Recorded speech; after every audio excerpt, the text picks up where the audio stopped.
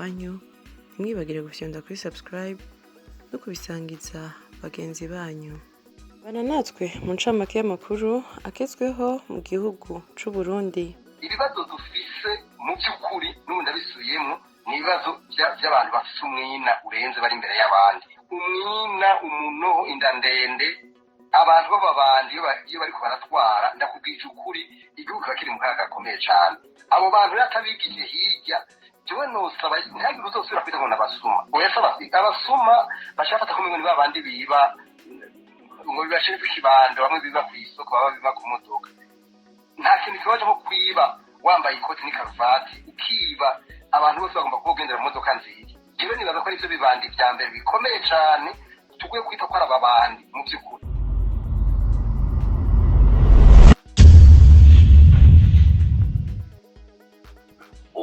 Ngira murazi ko hari ibibazo haheze iminsi yaba umushikiranganji wa mbere Abangiyome Bunyoni yarabigarutse ko eka yaba umukuru w'igihugu amaze kubigaruka k'inshuro zirenga imwe.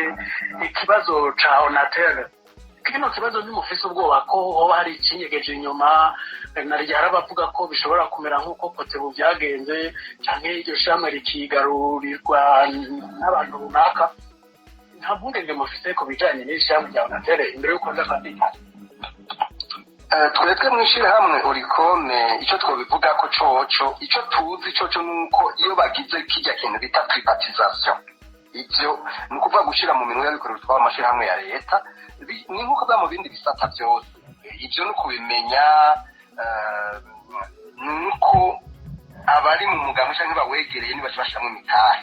Ivyo muri CNDD-FDD ivyo nibaza yuko bizwi. Ivyo rero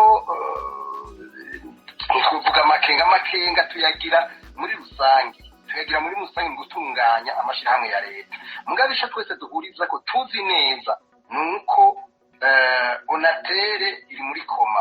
Ico turakizi neza ko ibiharuro birahari biravyerekana Onatel iri muri koma. Aba nibande bashize muri koma ni leta. Ntaho niba kiri umuntu umwe avuga ngo n'abakozi ni leta, kuko umukuru uyitwara ashirwaho na leta, abamufasha bashirwaho na leta, inama shingwantwari ishirwaho na leta, umushikiranganji ashirwaho na leta. Ni ukuvuga Onatel yishwe na leta. Ivyo rero nibaza yuko rya tegeko ryajaho mu mwaka w'ibihumbi 2014 ryitwa loi portant l'action récursoire, ni ukuvuga ko bakurikirana abantu ba leta baba bakoze amakosa bayakorera igihugu n'abanyagihugu. Iryo rikwiye kubafata bose. Mugabo kubera bimwe nariko ndavuga by'ingufu bafise, murabona ko abo bantu mengo ahubwo nta n'ubavuga bona regidezo nayo nico kimwe. Amahera agenda muri Enter Petrol, kandi ibyo byose yajya yonyene, kuko umuntu aravye amafaranga asohoka agera muri Enter Petrol ni ibintu by'ibara, ni ibintu bidasiguritse. Noja kuri byinshi cyane, ibitoro birabura birakena. Mugabo mugende murabe Enter Petrol niyo niza n'igitoro igaciyongera ikagira ikigaco icyo bita Parc Petrolier do Gitega. Bayihaye Enter Petrol igashira n'igitoro ikidandarizamo ibintu bitabaho na gatoya. Rero ibibazo dufise mu by'ukuri n'ubu ndabisubiyemo ni ibibazo by'abantu bafite umwina urenze bari imbere y'abandi. Umwina, umunoho, inda ndende, abantu b'ababandi iyo bariko baratwara, ndakubwije ukuri igihugu kiba kiri mu kaga gakomeye cyane. Abo bantu rero atabigije hirya, jewe nosaba ntihagire uzosubira kwita ngo n'abasuma. Oya, abasuma bashafata ko ni babandi biba ngo bibashire kw'ikibando, bamwe biba kw'isoko, baba biba ku modoka. Nta kintu kibaje nko kwiba wambaye ikoti n'ikaruvati ukiba, abantu bose bagomba kuba ugendera mu modoka nziza. Jewe nibaza ko ari byo bibandi vya mbere bikomeye cyane tugiye kwita ko ari ababandi mu by'ukuri, kandi bakumva ko iryo zina ry'ububanda ariryo bakwiye kugendera, bakwiye kwitwa, kuko birababaje. Imyaka maze ndabikurikirana ndabibona, umuntu akiba ugasanga niwe asoma imbere y'abandi, ugasanga niwe yicara mu bandi, ugasanga niwe ahabwa intebe y'imbere. Ndabahaye akarero nk'uyu mudamu atwara ikigo cy'umuntu w'inama nkenguzamateka. Mu bisanzwe ntiyari akwiye gusubira gusoma mu bantu, mu bisanzwe cyane ari mu nama nkenguzamateka, kandi iminsi yose azoba akiri muri izo zose simbaza ko hari umuntu azosubira kuvuga ko ari inama nkenguzamateka. kweri izoba ari ikindi kintu. Nico gituma twebwe twibaza yuko ari amashyirahamwe ya leta ariko aratembagara, ari n'ibindi bisata, twebwe dufata yuko abantu bafukamye igihugu mu nda, n'ibyo bishoboka nk'ibyo biriko muravuga bya onatere ko bashobora kubyigarurira, n'abantu b'abantu usanga bagomba kubona bonyene. Nditije arabizi, yaravyize aravyigisha. Burya ikintu bita ego, agatima muntu k'ego, kwikunda. Mu gihugu ca Canada mu gisagara ca Montreal muri Banque Nationale bashizeho indimi 5 kuwuje wese abitura, hakaba harimwo n'ikirundi. Ni ukuvuga ikirundi, icarabu, icongereza, igifaransa n'ikiespanyol. Impamvu ngo nuko babonye ko mu ntara ya Quebec hariyo abarundi benshi, bikaba vyabaye ngombwa ko bashiraho ababakira mu rurimi kavukire rwabo kugira baborohereze. Mu ntara ya Bujumbura muri komine Mutimbuzi, abororeye inka muri zone Rubirizi basaba ko ikiringo co kwimurira inka zabo mu kindi kibanza cokongerezwa, kandi ko bokwerekwa aho bokwimukira, kandi ngo ico kibanza gishasha coba gikingiwe kandi kikaba burundu. Ivyo bikaba bishikirizwa n'userukira ishirahamwe ry'abororeye inka muri zone Rubirizi, Thierry Nizigiyimana.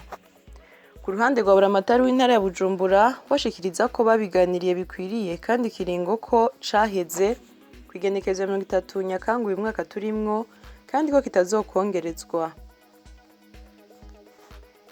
Mu ntara ya Karusi komine Nyabikere hari abagabo babiri bacumitanye, umwe yarapfuye uwundi arakomereka mu kirabo co ku mutumba Ruyogoro. Ico abantu bapfuye ntikiramenyekana, ariko ngo intandaro ya vyose ngo yoba ari amatati y'amatongo. Umwe muri abo bagabo yinjiye mu kirabo asangaho uwo mugenzi we, aca sokorora imbugita arayimucumita mu mutima, nawe nyene gucumitwa aca afata iyo mbugita arayisokororamwo, aca arayicumita wari yamucumise, niko guca yitaba Imana. Uwakomeretse yaciye anyarukanwa ku bitaro vy'i Karusi aho ariko arakurikiranwa. Kuri w'Imana igenekerezo ya 3 Gitugutu umwaka wa 2021 mu ntara ya Karusi komine Gihogazi, imvura ivanze n'urubura rwinshi yaraguye ku mutumba Mugero, aho yononye imirima n'ibindi bitari bike. Mu ntara ya Makamba komine Kayogoro, imvura nyinshi yaguye ku muhingamo kuri uyu w'Imana, yaraguruye ibirasi 2 kw'ishure nshingiro rya Kivumba ndetse n'ibiro vy'umuyobozi. Ikindi kirasi kimwe carononekaye kandi kw'ishure nshingiro rya Rusovu. Ivyo gusa, iyo mvura yarononye n'imirima. Mu ntara ya Cibitoke komine Mugina kw'ishure rya Nyentumba riri ku mutumba Marumpu zone Buseruko, harangwa ubukene bw'intebe, aho mu banyeshure barenga 200 bicara ku ntebe 14 gusa. Ubuze aho bicara nabo bakazana amabuye canke imbaho bicarako.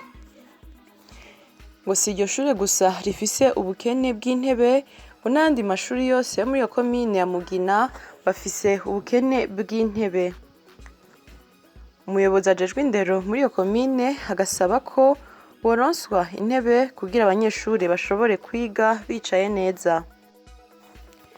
Buramatari w'intara ya Rumonge ashikiriza ko hafashwe ingingo yo kwandikisha ubwato bwose bwinjiye kuroba mu kiyaga Tanganyika kugira ifashe kumenya abinjira mu mazi mu ntumbero yo gukinga no kuronswa umutekano. Rero ngo kubw'ivyo ntawe ukigira ingorane mu mazi ngo bayobegwe umuryango wiwe, kuko aba afise aho yiyandikishije ku munsi. Kuri w'Imana igenekerezo ya 3 Gitugutu umwaka wa 2021, leta y'u Burundi yasinyiraniye amasezerano n'igihugu ca Arabie Saoudite ku bijanye no kubahiriza agateka k'abarundi baja guca ingero muri ico gihugu na cane cane abakora ubuzi bwo mu nzu. Albert Shingiro, umushikiranganji ajejwe imigenderanire y'Uburundi n'amakungu, yamenyesheje ko bizofasha cane abahora baja kwisumamwo. Amasezerano kandi akazofasha cane urwaruka rw'Uburundi rujayo kuronderayo akazi mu bijanye no gukingirwa n'amategeko y'ico gihugu, narirya abenshi aba ari abigeme canke abagore bahora bagendayo mu kinyegero. Abandi nabo bahora batabaza leta bamaze gushikayo. Rero izo ngorane zigiye gutorerwa umuti kubera ayo masezerano. Umuririmvyi Mr Champagne yaraye afashe urugendo yerekeza mu gihugu ca Tanzania, aho bivugwa ko agiye gukorana na Wasafi ku ndirimbo nshasha. Umugwi Etoile du Centre warasubiye hamwe aho kw'igenekerezo ya 10 Gitugutu umwaka wa 2021 uzosohora indirimbo nshasha bise Gufosinga, inyuma yaho bari bamaze imyaka irenga 10 batariko baraboneka cane mu gikorwa. Uwo mugwi ukaba ugizwe na Willy Sirabahenda, Romeo Ininahazwe, Pacifique Nzitonda na DJ Daddy. Mu ntara ya Kayanza kuri wa gatandatu habaye inama yahuje imvukira z'intara ya Kayanza n'ibiro vya Buramatari, aho izo mvukira zemeye ko zigiye gushiraho ikigega kizoba kigenewe gushigikira igisata c'indero muri iyo ntara, aho kizofasha mu bijanye no kuronsa agashiruka bute abigisha b'abakorerabushake n'abakutsa kivi. Mu ntara na komine Kayanza hari umugabo w'imyaka 48 azwi ku izina rya Habogorimana Gerard. Yarasanzwe afise akazi k'ubunyezamu, aho yararira amavoka ku mutumba Ntarambo zone Kabuye. Yiyahuye aho basanze ikiziga ciwe cenena ku giti c'ivoka mu gitondo co kuri uyu w'Imana. Amatohoza akaba yatanguye kugira bamenye ico yoba yihoye, ariko nk'uko amakuru avyemezwa na musitanteri wa komine Kayanza abivuga, ngo yarasanzwe afise ikibazo co kugwara umushishito ukamubabaza cane. Rero benshi bakaca bibaza ko yoba yiyahuye kubera ko ubwo bubabare atarakibwihanganira. Tuzandukire amakuru y'inkino. Mwiganwa Super Coupe, umugwi w'Urunani niwo watahukanye igikombe nyuma yo gutsinda umugwi wa New Star ku manota 68 kuri 50 kuri w'Imana igenekerezo ya 3 Gitugutu umwaka wa 2021. Ni mu gihe uburyo bushika kuri 40% bwavuye muri iryo higanwa rya Super Coupe buzogenda gufasha imigwi ya New Star na Gladiators iriko yitegurira ngo iziserukire igihugu c'u Burundi mu nkino za zone 5. Umumenyereza Alain Olivier Niyungeko batazira mutombora yashikirijwe agashimwe kiwe ko kuba yatowe nk'umumenyereza yigenjeje neza kurusha abandi, ni ukuvuga ibahasha irimwo ibihumbi 100 vy'amarundi ndetse n'igikombe. Turabire hamwe uko ihiganwa rya Primus League y'umwaka wa 2021 ushira wa 2022 ryabandanije uno munsi, aho bakiri mu ndwi igira 6 ku kibuga NPPC Imakamba. Aigle Noir yatsinzwe na Flambeau du Centre 1-0. Ku kibuga Ruyigi Flambeau de l'Est yanganije na Olympic Star 0-0. Bumamuru FC yatsinze ibitsindo 3-1 umugwi wa Atletico. Ku kibuga Urunani nayo ku kibuga Urukundo Messager Ngozi yatsinze igitsindo 1-0 umugwi wa Top Junior. Iyo ikaba ari incamake y'amakuru agezweho mu gihugu c'u Burundi. Mwakoze mwebwe mwese mwaduteze yompi, ntimwibagire gufyonda kuri subscribe no kubisangiza bagenzi banyu. Murakoze.